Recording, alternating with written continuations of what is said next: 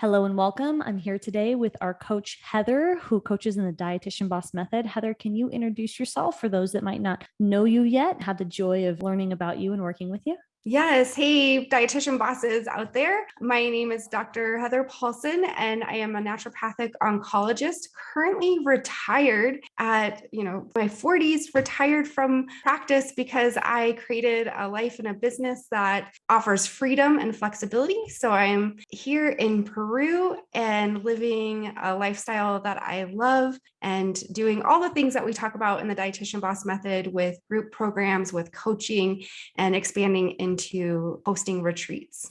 Love it. And here at Dietitian Boss, we are super grateful to have Heather as a coach, role modeling the lifestyle that we teach and supporting our clients through achieving their goals, which is something that you've done, Heather, and you have that empathy as a healer. And so we love having you support our clients and working with you. So today we're going to take a moment and talk about one of the common issues that we see with our clients. Heather and I both coach in our mastermind programming, and then we run the question and answer calls in Rebellion, which is for those of you who want to contribute about an hour a week in your business. The membership is Rebellion is a great option for that. So you can get access to Heather and I in our various programs, different levels of access. So one thing that we've seen happen very commonly with our clients that we see sets them back. And we want to identify these obstacles so that you can be aware and you can push them out of the way, right? Because that's what coaching is. Coaching helps you identify your obstacles so you can push them out of the way. And what we see is that our clients start to spiral. Self-doubt creeps in, and there are some signs that you might not even recognize. So in today's episode, we want to talk both about some signs that you might recognize and some signs you might not even be aware of when it comes to self-doubt, because we see you spiraling and we want to help you identify so that you know when that happens, so you know what to do so that you can keep on your path to reach towards that freedom and flexibility that you're all striving for. Anything that you want to add to that topic before we dive in, Heather? This is super important. So take some notes here, or if you're driving or listening while exercising or something, take some moments afterwards to self-reflect, because there might be some pieces of that really hit home with you and some that don't resonate as much. But you want to make sure as soon as you feel that, like, oh yeah, this is totally me, that you take that moment to internalize, because that will help pause the spiral the most. Yeah, that's a beautiful reminder and so hard for so many of us to do, right? So much needed reminder. So when we see spiraling, can you give an example? I know this happens a lot, but recently it happened and it prompted us to have a full-blown episode and talk about it. Can you give an example of what that means or a scenario of one of our clients? Yeah. So when I see people spiraling, usually to me, that means spinning your wheels a little bit without making forward progress. And it can even mean spiraling backwards. So making some backward motions, some reverse progress, and reliving some things that you've already pushed through in the past. And now we're going back around the same circle again, which is completely natural. Then that's the importance of taking this moment to say, okay, where are my patterns? Because it's natural for us to circle back over and over again in similar patterns.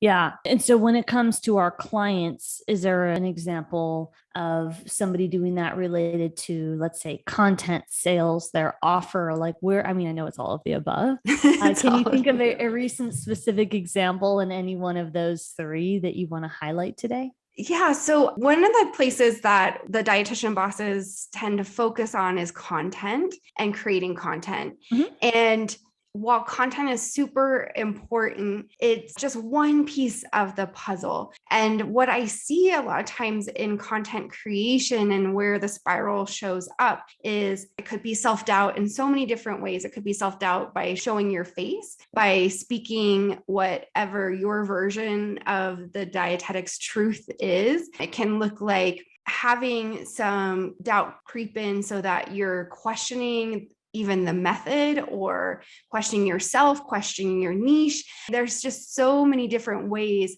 that we can look at ourselves and be like, I don't know, maybe if I did this like one extra tweak, this one little way, then all of a sudden I would hit my ideal client, or I would go viral, or there's just so many different ways that we critique ourselves, and that can lead to so much self-doubt. I mean, that's very vague because I'm trying to speak to anyone that's listening, because your self-doubt is going to show up in a more specific way, but those are some vague ways that it can show up. Yeah. And I think it's important for the listeners to reflect on that. And it's not inherently good or bad per se. Ideally, you want to identify your spiraling so that you can find ways to be mindful and unspiral. But it is something I believe many of us have been down this path. So you're not alone if you've felt this way. We're not calling you out and saying you're bad per se. Our job is to help you identify your roadblocks so that you can push them out of the way. And so in listening to this episode, as Heather said, think of some general times where you might have spiraled. And it could have been with your content for social media.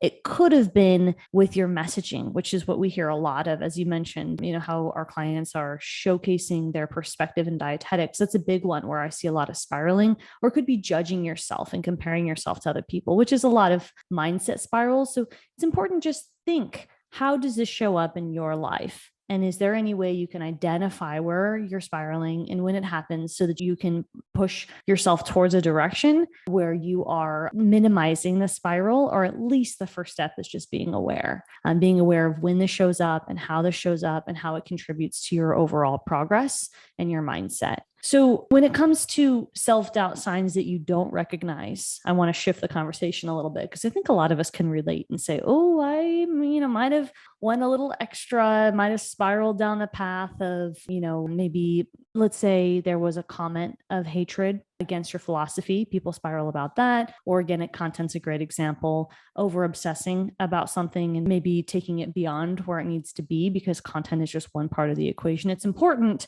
And so is market research and talking to your audience and your ideal client. That's really, really important to make sure that you're aware of what's going on with them. So what are some signs, or what are circumstances that you've seen where dietitians, or we can even, just say in general, you've seen people are not aware of self-doubt? Like, how does that look and show up for folks that might not even be aware of how this is looking for them? Yeah, so I get the opportunity to have a more global view of what's going on for each of our clients. And I have to say, this is harder to do on your own for yourself than it is for somebody who's coaching you. And so I've hired coaches to coach me on these things, or even therapists to coach me on mindset things, and business and variety of things. So I just want to say, it's always easier as the coach to see some of this stuff than when you're stuck in it. But one of the ways that is really sneaky, and you think that you might be trying to do such a good job, is exactly that. Like, trying to do such a good job, trying to be so perfect about your content, your niche, your message, to the point where you start questioning every step you've taken along the way. And so what that can look like is just simply questioning where you're at, who you're talking to. Am I doing good enough? Is what I'm talking about, and saying, is it the right thing? Maybe I missed somebody. Maybe I should be talking to somebody else. Maybe I should be specializing. So that's one way we see it show up in our groups. And it can be really subtle and just like, oh, hey, I'm thinking about adding this other niche to my content. What do you think? And for some people, we might say like, oh yeah, go for it. That really makes sense. And for other people, as a coach, I pause and say, really, why? Wait, tell me more about that. Why are you thinking about shifting and niching down to that in particular? Is that a particular group of people you enjoy talking to? Or are you watching some of the other dietitian bosses and seeing what they're doing and being like, oh yeah, I should probably do something like that too? So that is another sneaky way that the self-doubt creeps in, is through self-comparison and comparing to somebody else's race. Or as in yoga, we would say, comparing your pose to somebody else's pose, like stay on your mat. This is your practice. Stay on your mat. Don't compare yourself to somebody else. Yeah, that's beautiful. And I think that's challenging, especially when you're just starting out. And it's a really important foundational skill, because you want to be able to, and it's something that we teach, you want to be able to see your peers who are years ahead of you, and you want to be able to congratulate them and then look within for yourself. And something that is easier to integrate when you are working with a coach and someone who can help you identify your blind spots, specifically when you're having that self-doubt that you're not even aware of how it looks. So I'm glad that you mentioned that, Heather, as far as therapy and coaching and finding modalities to help support your mindset, which is argue strongly attributes to success, is your ability to create that infrastructure for your personality to welcome in and accept the obstacles. It truly starts with your mindset. Absolutely. I want to add one more sneaky way that self-doubt creeps in or spiraling. You can tell when you're spiraling. One more way is that it can look like procrastination. That is a common thing that shows up, especially in entrepreneurship, especially in starting your own business, where the self-doubt and the spiraling creeps in by just not taking the next step forward or putting it off and making it such an obstacle. And this is something that we coach around a lot too. It's like, oh, we had a client who was saying, oh, I really find the tech stuff difficult. And that stopped her from progressing in anything, even the things that were easy for her. And so that is so common. And that shows you that you're spiraling as well. So the way we coach around this and help people move through this block is to say, okay, that one thing is really hard. So how much time are you going to dedicate to that one thing? And then how are you going to spend the rest of your time? And identifying your strengths and weaknesses is really good. But if that weakness becomes your block from making any progress forward, then we have to reframe how we're using and utilizing our own strengths and weaknesses. Beautifully said. Thank you so much for sharing your observations and experiences. And I hope that for all of you listening, you're able to take away some reflections and let us know. Send us a message on Instagram at Dietitian Boss and let us know what your reflections are from today's episode.